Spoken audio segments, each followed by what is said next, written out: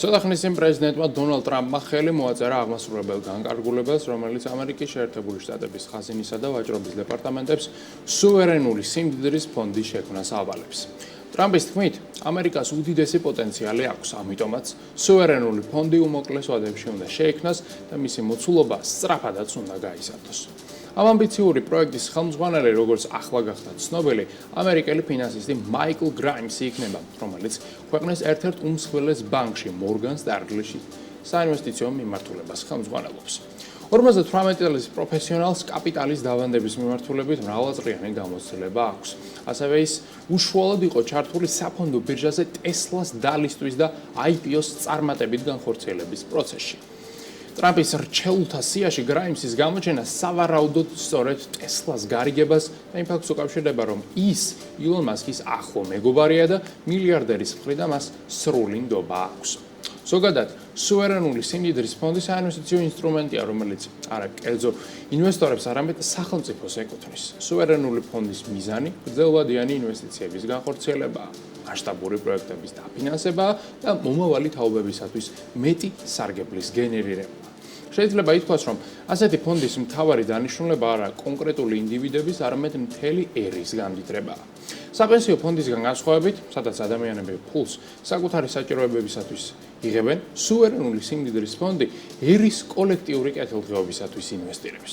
მსოფლიოში 90-ზე მეტი ასეთი ფონდია რეგისტრირებული, რომლებიც $8 ტრილიონ მეტის აქტივებს მართავენ. ასეთი ფონდების ცნობილი მაგალითებია საუდის არაბეთის საინვესტიციო ფონდი, ჩინეთის საინვესტიციო კორპორაცია და ნორვეგიის სახელმწიფო ფონდი. სუვერენული ფონდის დაფინანსებაც საინტერესო სქემით ხორციელდება. როგორც წესი, ქვეყნის ბიუჯეტში შესული ჭარბი შემოსავალი სუვერენულ ფონდში ირიცხება, რომელიც თავის მხრივ თანხას სხვადასხვა აქტივებში ავანდებს. ზემოხსენებული სახელმწიფოები თავიანთ ფონდებს უმეტესწილად ენერგეტიკული რესურსების რეალიზაციის შედეგად მიღებული შემოსავლებით აფინანსებენ, რაც გონივრულია, რადგან მაგალითად ნავთობის გაყიდვით მიღებული თანხით საუდის არაბეთის მთავრობა პლანეტის საუკეთესო კომპანიების აქციებს ყიდულობს, რაც ქვეყანას მდგრადად განვითარების საშუალებას აძლევს. მსოფლიოში წარმოდგენილი სუვერენული ფონდების 60% სწორედ ენერგორესურსებით ფინანსდება. ზუსტად როგორ დაფინანსდება ამერიკის შეერთებული შტატების სუვერენული ფონდი, ამ ეტაპზე უცნობია, რადგან კანონპროექტი ჯერ მომზადებული არ არის. ტრამპის განცხადებით, ფონდის შესავსებად არ არის გამორიცხული გამოყენებული იქნეს ის თანხა, რომელსაც სახელმწიფო ტარიფების ამოქმედებით მიიღებს. აქვე ჩნდება შეკითხვა თუ რატომ არ ჰქონდა ამერიკას სიმდიდრის ფონდი აქამდე. პასუხი შემდეგია. ამერიკის სამთავრობო ბიუჯეტი მუდმივად დეფიციტშია. შესაბამისად, ქვეყნის მთავრობას ინვესტიციების ჩასადებად საჭირო თავისუფალი რესურსი ფიზიკურად არ აქვს. ამ მოცემულობის გამოსწორებას ტრამპი ფედერალური ბიუჯეტის შემცირებით, პროგრამების გაუქმებით და დეფიციტის აღმოფხვრით გეგმავს, რაც საკმაოდ ამბიციური გეგმაა.